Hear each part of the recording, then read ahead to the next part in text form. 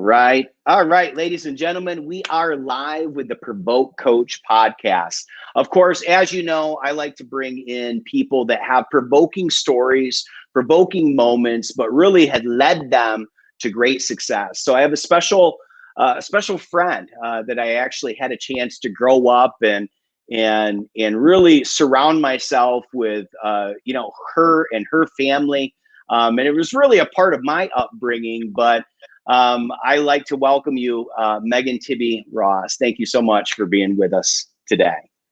Thanks so much for having me. I'm so glad that you asked me to be your guest. It's been a long Absolutely. time since we've Uh, connected. yeah, well, and it's been a long time since we connected, but I think with social media, it allows us to follow sometimes at a distance and follow sometimes, by not really interacting and communicating on a regular basis. But I know we've connected over the years, and we kind of have some same thoughts and some same passions. And that's really what inspired me to get you on our show, is because I've watched your journey and I've watched the things that are important to you. And, I follow, your YouTube channel, and we're going to get into that, here in a bunch, but I followed your family as well. And, it's great, really seeing, the person that you've become. So I appreciate that. I know a lot of us, are very proud of you, in that regards as well. Oh, well, thank you. That's so kind of you to say. Absolutely. Well, look, there's going to be a lot of people that know who you are, but there's also going to be a lot of people that don't. A lot of people that, are going to maybe listen to this, months or even years down the line. So, if you could kind of tell us a little bit about, who you are and what you do, right now in the current present day. Okay. Well, I am married to my wonderful husband, Jason, who is a pastor. So I guess you would title me a pastor's wife, which is not something that I ever thought I would be doing. But here we are, and I love supporting him and his ministry. So I guess you could say I love Jesus first and foremost. But we have three children. We have a ninth grader, a seventh grader, and a fifth grader. And so I homeschool them. We have done a little mixture of both between homeschooling and public schooling. And my two oldest girls will be doing that this year again. They'll be doing a mixture of the public school and homeschooling.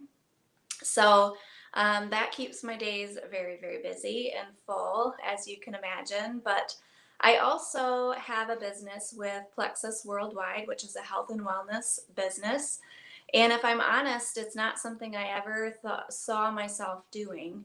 I've been with the company now for 7 years. Wow. I know, it's mind blowing when you think about it. But you know what? The products just really helped my family out. And I discovered that I had something to offer people through my business that I didn't even really know that I had in me. Yeah. I was in the midst of young babies and kids, and I've always stayed home with the kids, which I've absolutely loved. But Hmm. that's also very isolating and very, um, Mm. you know, I guess I needed a professional outlet that I didn't even know that I needed.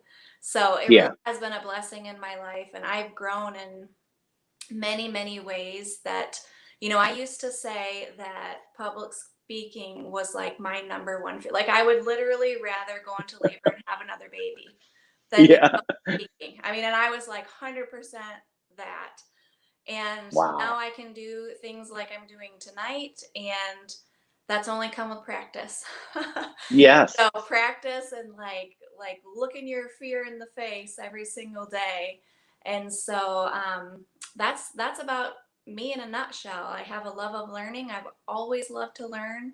Yeah. So I do YouTube. I have a garden. I like to can things. I like a bunch of weird stuff all rolled into. Yeah. Well, but their skills and their talents and their things that, that have really kind of brought your life and your family together on these kind of journeys, I want to kind of talk about Plexus Worldwide for a second. Let's start, I guess, there with, really kind of the business side of things, the entrepreneurship. You know, you said that you would never see yourself doing something like Plexus, and it is multi-level marketing, right? At its fullest, and that is such a powerful business model that really requires you to get out of your comfort zone a lot. So how did you go from being in the mix of building this, this family life to adding this, to the plate as well? What happened there? Well, in the beginning, like most of us, I joined the company to get the products at wholesale price. Right. That is legitimately how I started. That's how lots of people start. Um, Ironically, two of my good friends started at the same time, and they really encouraged me, you're already loving this. Why don't you just share what you're doing and talk to people about it? Like basically like open your mouth. And Yes. I'm very introverted. I really like to just hang back and, survey the room and just take it easy. And I like to go at my own pace and I really like to Hmm. be comfortable. And Yeah. nothing about, network marketing is comfortable at all. No. So I don't know if you follow Bob Heilig at all, but Oh I yeah. love Yep. Bob. He just, and his advice about fear and changing your relationship with fear. And that's really what I had to do was Yeah. change my relationship and my reactions to fear and quit Mm. avoiding it and really just go after it and say, because I'm feeling fear, that means I'm growing and stretching and all Exactly. those things. So it was kind of accidental, and there's definitely been growth and pushing on my side to better myself and to Yep. hone in on my skills, Um, but at the end of the day, it really is just sharing something that I love with people. And then Hmm. there is the management side of it that is just like a regular business sometimes. Um, Sure. but staying at home, it's an outlet that I really enjoy. I like to set Yes. aside my mom hat sometimes. Hmm. I like to do stuff like this, in a professional setting, and it Yep. fulfills some of um, that entrepreneurship that I really Yeah. enjoy, and I love working for myself. So kind of accidental, but I'm really, really happy with the way that it turned out. But now you're 7 years into something that really, when people go into entrepreneurship and they go into, things like network marketing and other parts of really being a business owner, because you're the one that has to take all the risk, but you're the one that has to do all the work. It really is, you get into it what you put into it, Yeah. and doing that, and running all these other hats, kind of how did you do it at first? Because you've made it 7 years, and most people give up after like 7 weeks. Really, I mean, that as well as I do. It's a hard, very hard market to be successful in, and you've been moving up through the ranks over the years. I've seen these trips, out west, these groups, these meetings, things of that nature. How did you do it? I My personality, I'm like a ride or die. I'm really loyal.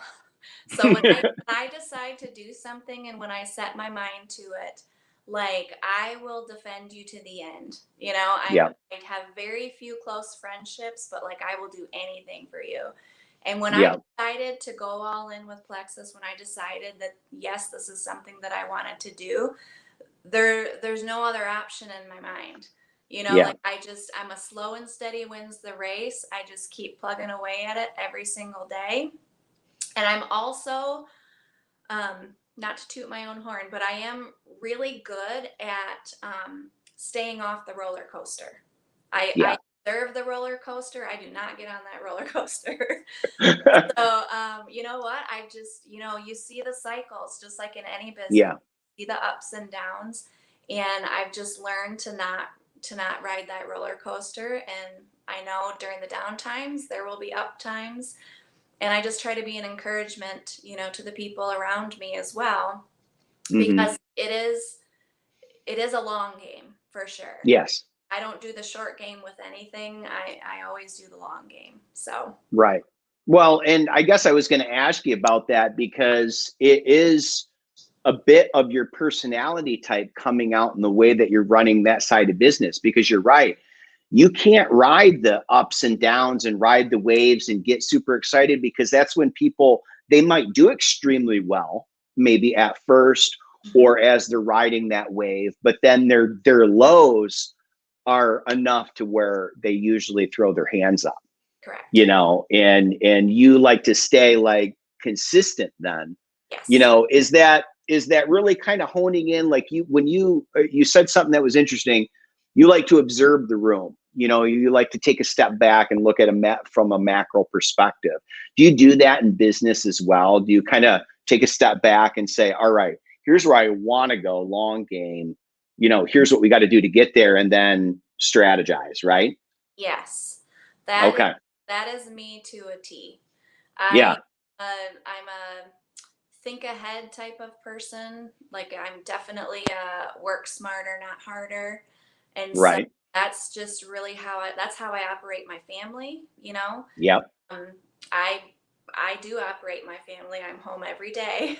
You know, I Right. I run a pretty tight ship at home, and that's how I run my business as well. And Yes. I can't get sucked into the weeds. You know, Yeah.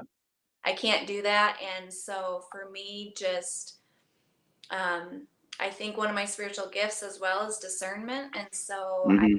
really like to think things through before I do them. But I will say on the flip side, I can be a total dream crasher. Yeah, right. So like if you're looking to, if you're coming to me and you want to be like pumped up, and like I can be Right. encouraging, but like you better go to somebody else because I'm like, well, did you think about this? Did you think about this? Did you think about this? Right. You know? Right.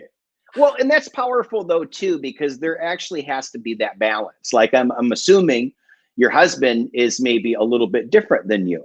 Oh yeah. I'm assuming that, he maybe is a little bit more extroverted in that regards, and really likes to ride those waves, and really likes to, be excited about that. Well, that's why you guys are, a good fit. Yeah. But let's talk about the other parts of it. Where do you see this as far as Plexus Worldwide in the future for you? Are you going to keep climbing up through the ranks, and are you going to be one of these high level performers, at the end of the day? Do you see that progression? Is that the end result? I do. I do Yeah. see that. I'm not going to say that I haven't ever had doubts during the down times. Like, am I ever really going to make it to the tippy top? Um, But the wonderful thing about Plexus is that it actually is attainable for everyone. So there's Yeah. no reason why I can't do that. I just I'm not gonna I'm not gonna change my slow and steady. I'm not gonna change my personality basically. Sure. So, but I definitely am in this for the long game, and I just, it's that keep doing the little things every single day to get you closer to your goal. Yeah. That's most definitely what I'm in right now, is just doing the small things every single day that I know how to do, and let the products speak for themselves. And Yep. I'm also not a pusher. So I Right. you're a pusher in any type of sales position that you have more immediate results. Um, Yeah. and that's not me, but I have worked on being bold, because Yes. that's not one of my personality traits as well, but there's nothing wrong with being bold. So I Yeah. definitely worked on that, and just pushing that fear to the side. And you really have to not care what people think about you. That's Yeah. You really do. When you're an entrepreneur, you just have to Mm. go for what you want and just kind of ignore the noise. Amen to that.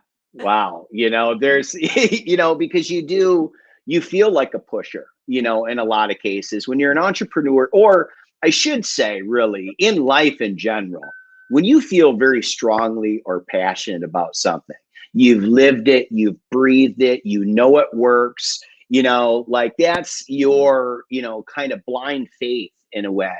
it's hard to, kind of tone that down, right?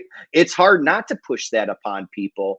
And you're right. You need to not care what they think about you, as long as what you're doing is honest, moral, ethical, the whole, 9 yards. Now, 100%. Yep.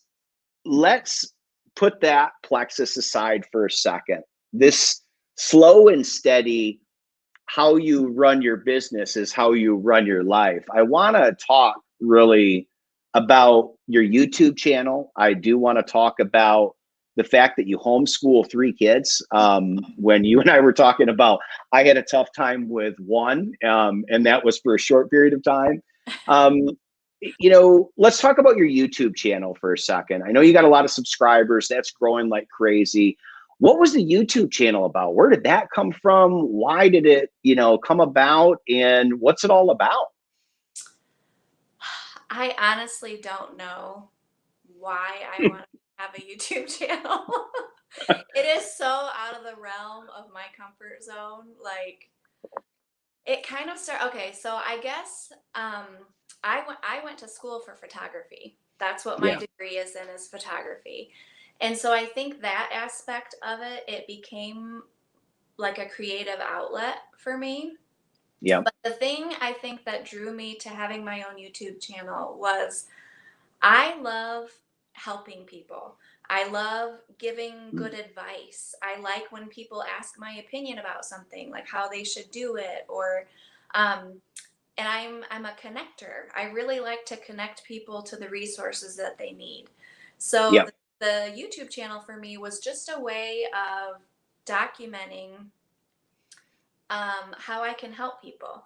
I'm Hmm. a fairly organized person. I really enjoy meal planning. I enjoy having a clean house, all of those things. And so I know that that's something that people are not naturally gifted in, and that I could help them somehow do. Um, and I think I watch a lot of YouTube, if I'm honest, Right. and I enjoy YouTube. So, it kind of was a natural, it really is just a fun hobby for me and a creative outlet Yeah. I enjoy. Well, and a lot of people love it. I mean, obviously, you have a lot of subscribers, you had a lot of people commenting. I know I love to watch it. I mean, we shop at all the same stores. And I think that, really, I mean, look, I know because my wife and I have been able to share this responsibility, because she knows that I'm all about the health, nutrition, and fitness, but she actually knows how to cook and prepare foods and actually plan and put things into perspective. So we have our list, that we add to, and we feed off that. But, I think the way that your slow and steady pace, your macro perspective on how you look at things, that definitely bleeds into what you teach in your YouTube channel, because you do something that I am very, very curious about. This shop only once for the month, Right. right? And you get it within a budget that is like, I'm like, what? Like, that's usually a week, and you're getting this done in a month. Can you kind of explain, where did this concept, kind of come from? I first heard about month-long grocery shopping from a friend years ago. Yeah. And back when I lived further away from the grocery store, it was about a 35-minute drive to the grocery store, um, to Aldi to be specific. Yeah. And I thought to myself, I'm spending, if I go once a month or once a week, I'm spending all that time on the road. Yeah. For me, full transparency, I'm a complete impulse spender. So the more that I'm in a store, the more money I'm going to spend. So I was Right. like, okay, if I can just go to the store once instead of 4 times, Yeah. I'm going to be saving myself so much money. And honestly, at that time, on a youth pastor's salary, we had to have a very small food budget. It was the one area where we could cut back. Um, Yeah. and so I really did it for my family. And then, fast forward to today, with all of the kids' sports schedules and my busy schedule, and, you Yeah. know, Plexus events and meetings and just all the things that I enjoy doing, if I don't have to think about what's for dinner, if I have a list of 25 things that I know that I have the food for in the house, Yeah. it makes life so much easier. Right. So Right. now I do it out of necessity. And actually this month I'm going to the store every week because I'm just trying to clean out our freezers. Yeah. I don't even know how to shop once a week now. I was like wandering through Aldi on Sunday and I was like, I don't even know how to shop for just 1 week. Right. I'm lost. Well, and meal prep is such a powerful thing that it doesn't really matter at what scale you're doing it, right? Like if you're doing it for 5, 6, 7 people in the household, or and you have growing kids, who knows how much food that they could possibly put away, like when you're not watching them, because they're growing. But the meal prep part, has always been something I've been extremely passionate about, just for the nutritional, making sure that you're not overeating. But the way that you've designed it is really budget wise, organic wise, and getting the best value. Can you kind of talk about that for a second? Like, so how do you, because you have different months, right? That you're really able to cut back, or you're really able to cut down. Can you kind of explain that concept for a Yeah. second? I'm just curious myself. Yeah. So I'll tell you, and just like everyone else is probably aware, food prices definitely are rising. And Yeah. so, I used to be able to, we have a family of 5. I used to be able to do most groceries and toiletries for $600 a month. And Yeah. now we're up to between 725 and 750 a month, for a Hmm. family of 5. Um, Once a year though, we typically will try to do we call it a no spend month. Yeah. And it's basically like you don't spend any extra money on anything. You pay all your bills, and then Yeah. generally it's the grocery budget that gets cut way back. You Yeah. finish up leftovers, you clean out your freezers. Um, Yeah. when you halt your spending for an entire month, that's like no stopping at Starbucks, no grabbing a pop at the gas station. Just you Mm. realize how many small purchases you make in a month, and Yeah. and generally we'll save up all the money that we would have spent and we'll do something fun with it, or we'll save it for a trip. But just Yeah. self-discipline of like not spending money every single time you want to Mm. has been Yeah. very helpful. And I will say, back to your meal prep comment, I really like to cook. I grew up on home cooked meals. Yeah. We don't really have a budget for eating out, and when you're trying to do things healthy, Hmm. when you're back and forth to the ball fields and to the gyms all the time, if I don't have a plan in place, that's when it's super easy to stop at McDonald's, or super easy to Yeah. grab a pizza. And that's not, everyone gets to do whatever they want, but for me, that's not serving my family well, because we like to eat healthy, and we all kind of feel like junk if we eat like that Yeah. much. So that's a big reason why I do the meal planning as well. Yeah. We like to home cook, and we like to be healthy. Right.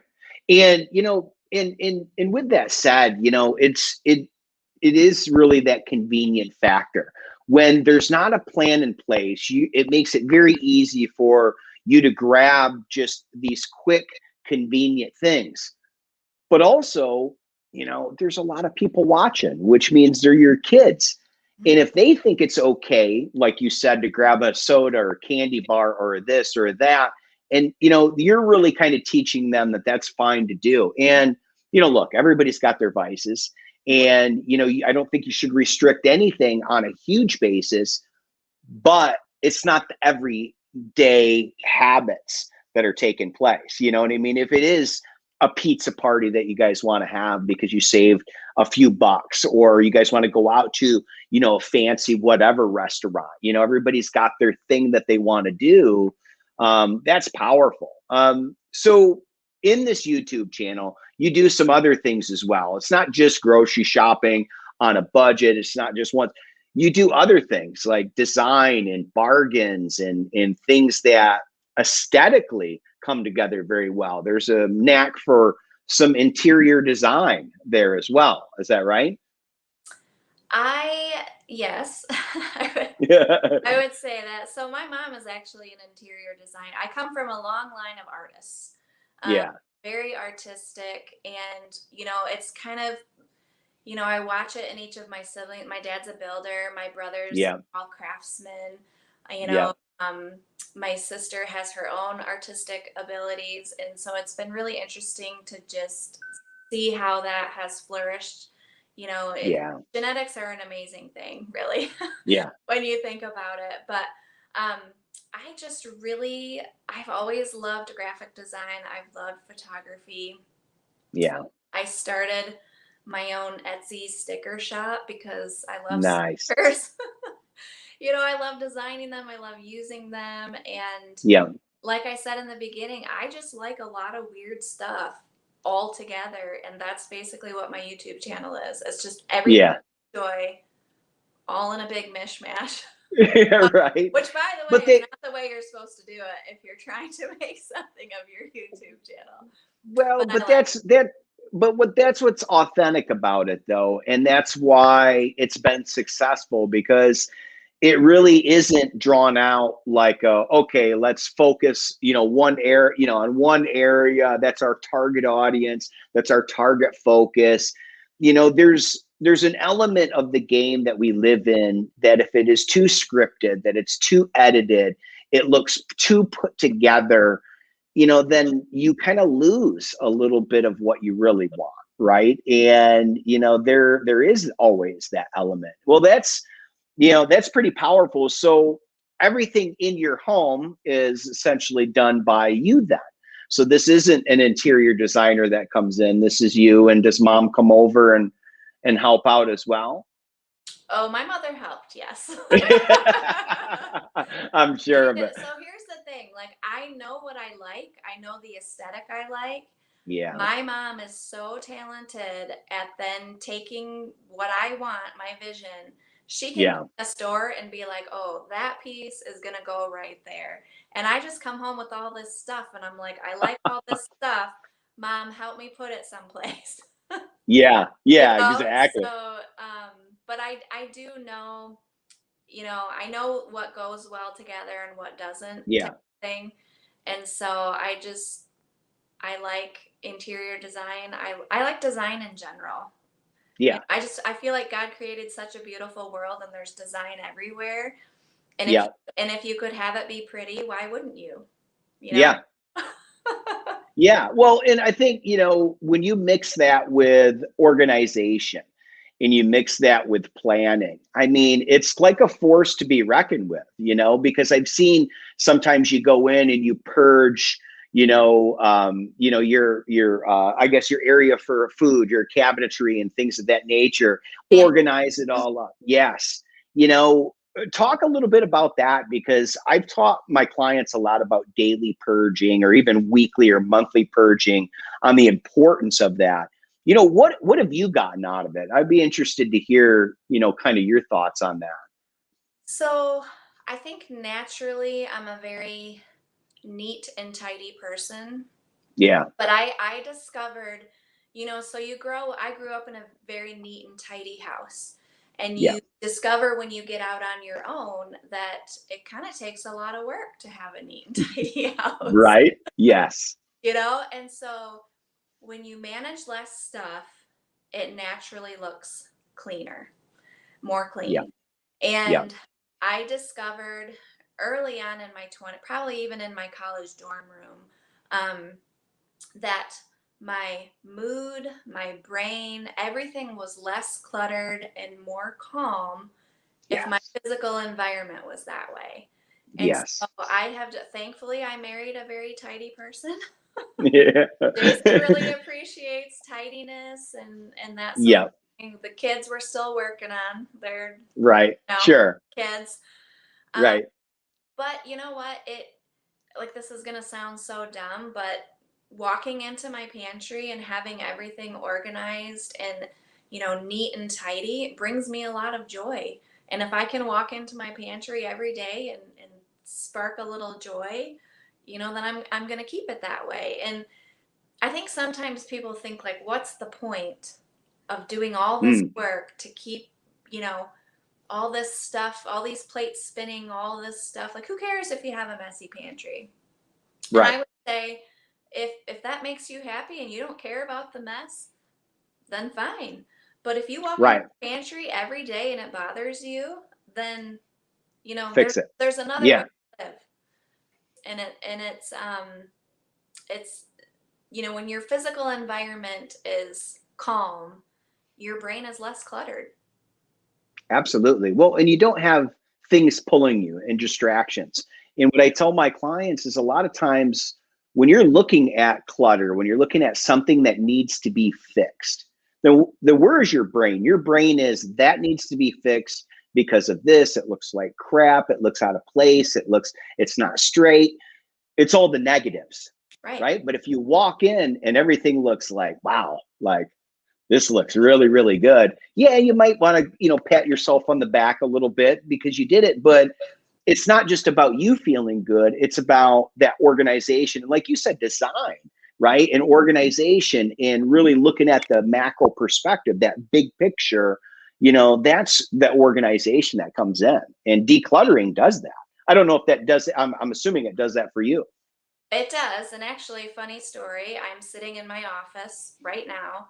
My office had gotten way out of hand. Like, Jason works more from home now over the last Yeah. year. They did.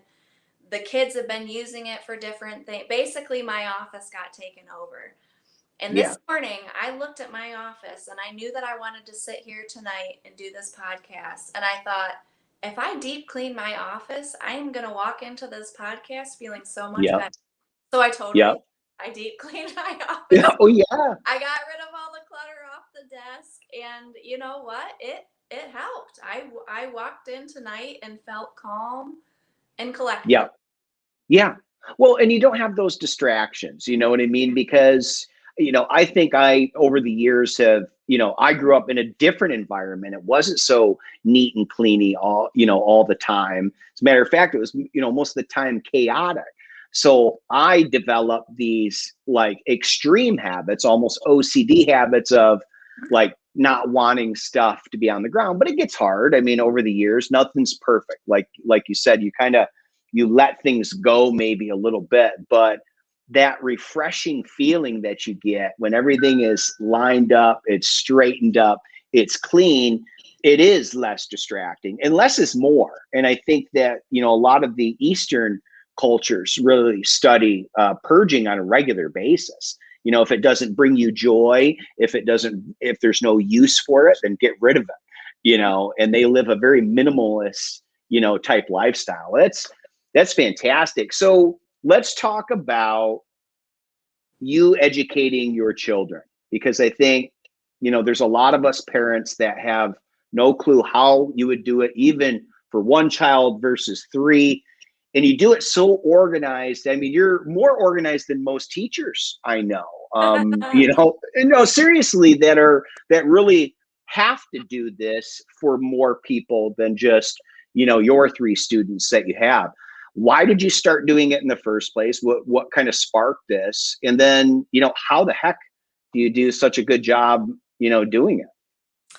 Well, I don't know if you remember, because we met each other like late middle school maybe or something. But I was homeschooled up until Hmm. about fourth grade. Yeah. And I have very fond memories of sitting on the couch with my mom, learning to read. I Hmm. remember my finger going to each letter and sounding out the Yeah. words, and I have very fond memories of that. And I also remember being very excited to go off and to school. I wasn't scared. I wasn't, um, apprehensive. And I think what happened was I had more time at home to really develop and to be comfortable in my own skin before going off to school. And I always Hmm. preface when I talk about homeschooling with, um, it's not for everybody. Just like the public school is not for everybody, just like the private school is not for everybody. So Hmm. I never talk about homeschooling like it's the only way. There's many, Right. many ways to get educated. And so in talking, when Jason and I were young, talking about having kids, he was not homeschooled. And so he was very supportive of it. He was supportive of me My goal was I really wanted to teach all my kids how to read, probably from those early memories of reading with my mom. So I homeschooled all the kids up until about third or fourth grade. And then it was always our plan to send them to the public school. All of our kids Hmm. are very athletic. They all enjoy sports. We enjoy the community that comes with sports. It's Yeah. so good for kids to be involved in a sport. I could go on and on about the different ways that sports are wonderful for kids. But Right. so we did that. Then the pandemic happened and we brought all the kids home. Yeah. Yeah. At that point, we really had to decide what we were going to do for the next school year. And Hmm. I just really knew that with the uncertainty of everything, and I knew that I could do this. I knew that I could Yeah. teach home and we could have an uninterrupted school year and it would be wonderful. And it was. It really Yeah. was wonderful. I would say so. We've decided to do that again next year, kind of a hybrid, so that the kids can still play sports, but they'll be home Right. the majority of the time.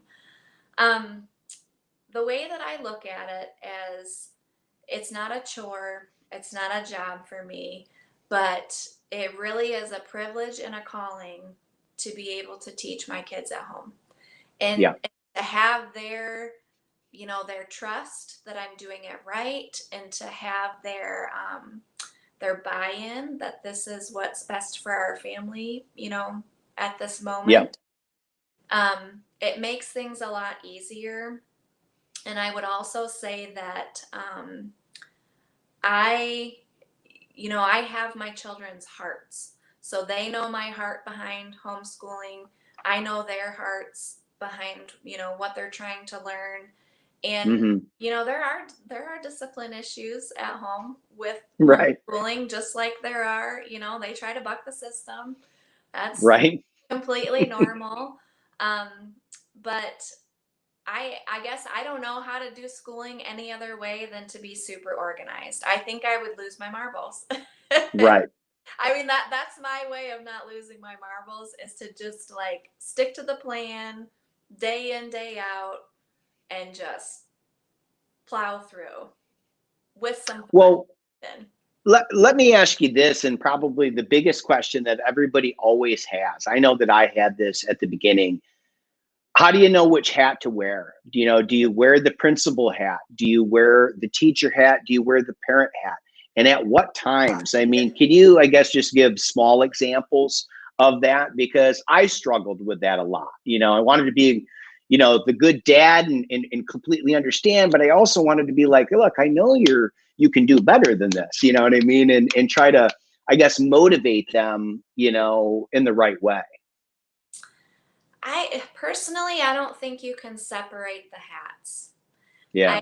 think when you are the authority figure, I think it goes for every aspect of your kids' lives. So, Yeah. my husband Jason and I are the authority figures in our kids' lives. And Yeah. so, when they try to buck the system, with schoolwork, that would be just like they were disobeying in any other Mm. thing. That's unacceptable to Yeah. disobey. And so that's just how we've treated everything. But they also know that if they're very diligent with their schoolwork, they can get it done very quickly, and then they can have Mm. a lot of free time. So there's some Yeah. motivation, you know, to get in, get focused, get your schoolwork done, and then you have the rest of your day to do with what you want.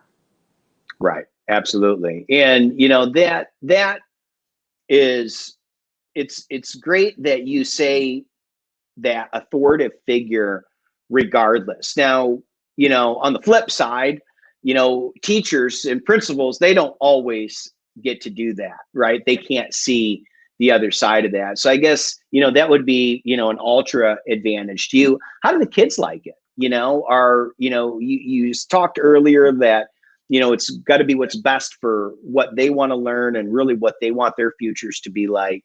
How do they feel about it? Are they down to stay at home or? Well, I think the younger two, they want to go back to school because they want to see their friends every day. You know, Sure. they're not Yeah. a thought in the world to their education. Right. You know what Yep. I mean? So honestly, they were not happy that we decided to homeschool again. You know, it took Yeah. them about 2 days, and now they're fine. They know Yeah. that what we're gonna do, and I think kids, just like anybody, they tend to romanticize things, so they're only remembering the wonderful parts about going to school, Sure. not remembering the Yep. parts. Yeah. You Right. know, so but our oldest daughter, we actually gave her the choice just because Hmm. of how many classes she has to take at the high school to be able to play sports. And so Yeah. we gave her the choice. If you want to go full time at the high school, you know, we will support you in that. And she actually chose to do her core classes at home, so she Wow. really likes it. One of the beautiful things about homeschooling, and the thing that I personally like the most, is when you know your kids, you can cater to their strengths and you can Mm. help them with their weaknesses. And, Yeah. you know, so Journey is very interested, and she's my oldest. She's very interested in real estate and interior Mm. design, and she has been for a couple of years now. And so I can really take her schoolwork and I can cater to those passions that she, Exactly. you know, we can do some business Wow. classes. We can get her prepared for that. Or she Hmm. might get into some things. You know, we can have her, um, we can go have her job shadow with realtors that we know during the day. And she Yeah. might get into it and love it, or she might get into it and be like, nope, this is not what I want to do. But how wonderful as a ninth grader to figure that out instead Yeah. of, you know, when you're 18 and trying to figure out life. I didn't even know life until I was in my mid 20s, I think, before I really kind of figured it out. So that's powerful because, you really give them, and you're right, you can cater to that education. And I guess, as I'm looking back when my daughter was at home, I was able to use, certain, analogies that really kind of caught her attention, maybe that the teacher, had a tough time. Well, I mean, because I'm glad. no one knows your kid better than you do. Right. And so Right. Exactly. one of the beautiful things about it, that, you know your kid. Yeah.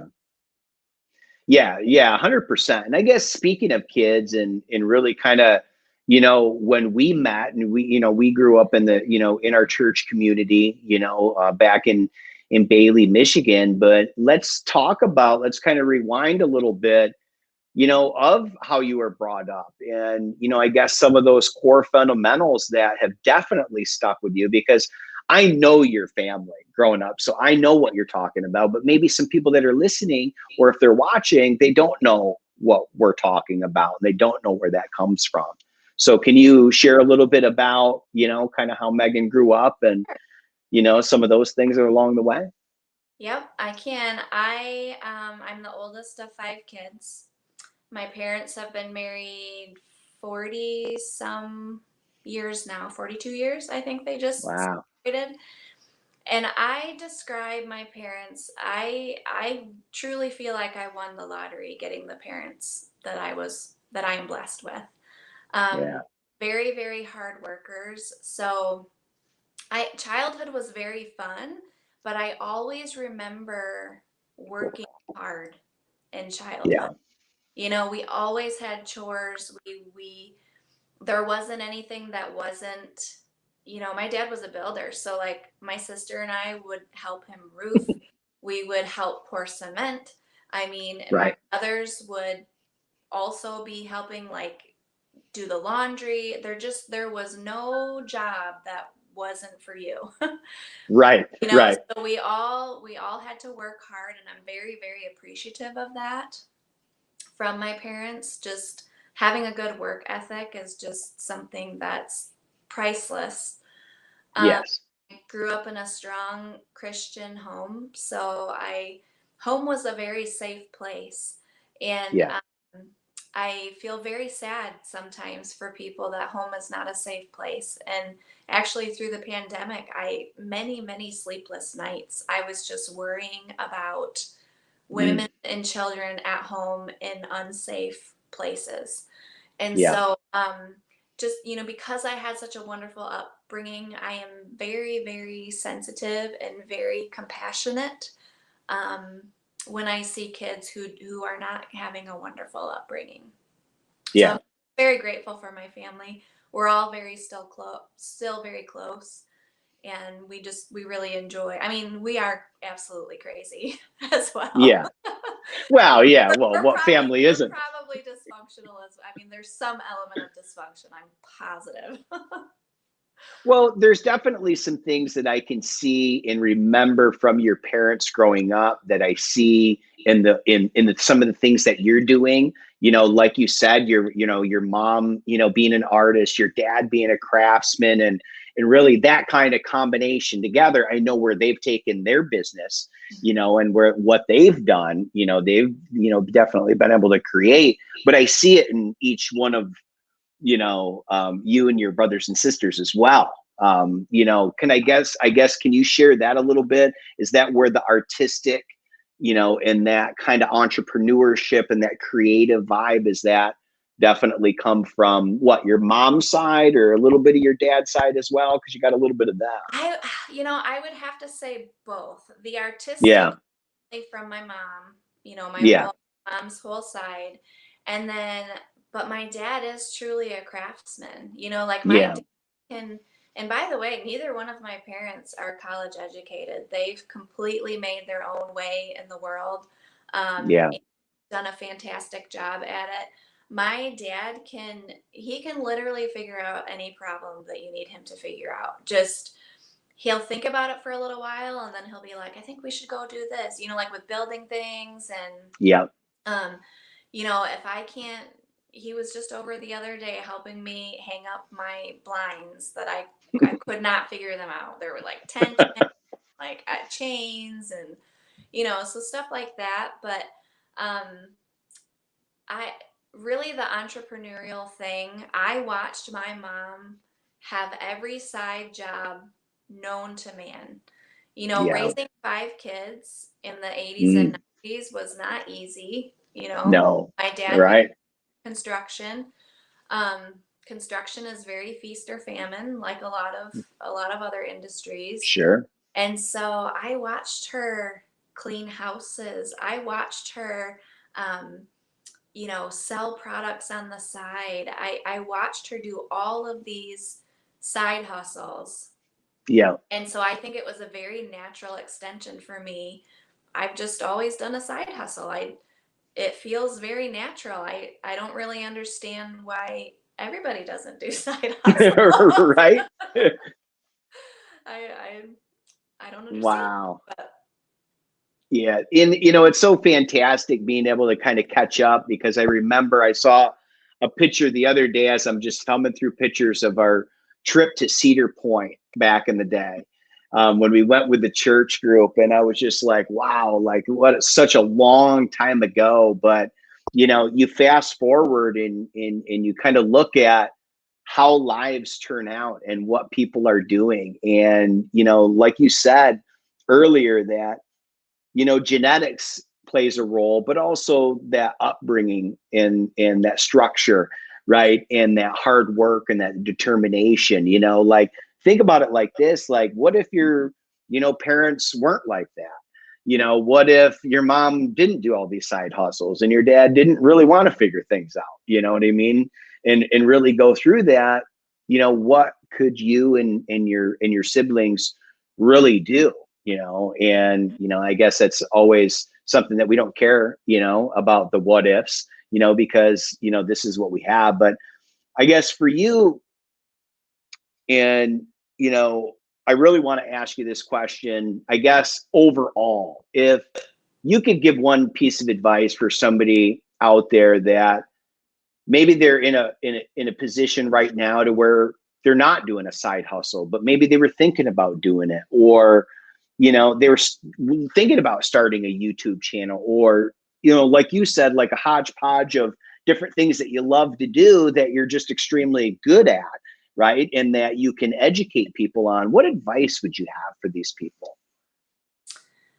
I would say first and foremost, to change your relationship to fear, to change your relationship with fear. So Yeah. instead of, backing away from the fear, pushing forward and you know, I hate this phrase, but I'm going to say it anyway, leaning into the fear. Um, Right. because fear is just an indicator that you're putting yourself out there and that you're doing scary things. Yeah. So I don't think that you can be an entrepreneur or do a side hustle without feeling that fear. Because it is Mm, a very, you are by yourself. It's a scary place yeah. to be sometimes. But the other thing I would say is I think the biggest thing that people can see through is fakeness. And so Yeah. if you just be yourself and be true to yourself and um, you know, I'm going to be a dream crasher for a second, but like don't do things that you're not naturally good at first. You know, like Right. really think about what are you gifted in and what do you have to offer the world Yeah. and run with that for a while and you can work on your other stuff later. You know, you can do the scary things and you know try the things that are totally outside of your comfort zone. um, but if you have a passion for it, um, you will succeed, but you also really do have to be a smart businesswoman, businessman. You Yeah. have to do things that make sense as well. And so, if you wrap all of that up together, and you have to have diligence. So, Yes. you just keep going no matter what, listen to wise counsel, and I think you will succeed if you want to. Yeah, for sure. And that slow and steady, right? And Mhm. that macro perspective, think it out. And I like what you said. You don't always have to go with what scares you most at first. Go Mhm. with go with Little baby something that steps. you're real, that you're really, really good at and that you can provide a lot of value to the world. Then once you get really good at that and you want to put yourself out there, Exactly. I think that builds up enough momentum and confidence and self-confidence to really help people. Wow. Wow, I could talk to you all day. We could be on this thing for hours, but I know that we're gonna have to go for now. But thank you so much. Wow, just so many hats that you wear, and I learned so much. I'm gonna have to watch this again. I always learn from the people that I have on, so I really do appreciate it. Thank you so much. Hang out just for a second as I let everybody else kind of off the line. Everybody that listened in and stayed for this awesome story of Megan. Thank you so much for sticking around. Remember, we want to provoke positive change in people's lives. So hopefully, look, if you love this, if you love the story, and if you want to share this, go ahead and share it. Share it with your community. Share it with somebody that needs it. And remember, provoke positive change in people's lives and your peak performance as well. Thank you so much, Megan. We do appreciate you being on today.